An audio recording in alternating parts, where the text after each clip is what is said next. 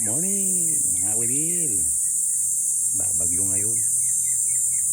May bagyo kaya po ang gagawin ko para hindi mahulog ang aking abukado. Lalagyan ko ng glue. Mindset ba? Mindset. Yan. Pwede malaglag mga kabutil. Ayan. Oh. Para hindi malaglag. Alagyan natin yan.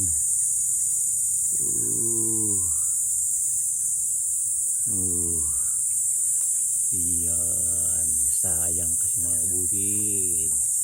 Mindset ba? Mindset. Mindset. High-tech na ngayon. High-tech. Kailangan high-tech. Wise to ini. Wise. Matalino ng farmers to minsan. Kung ito yung ginawa ko nung una, hindi sana yan nabawasan.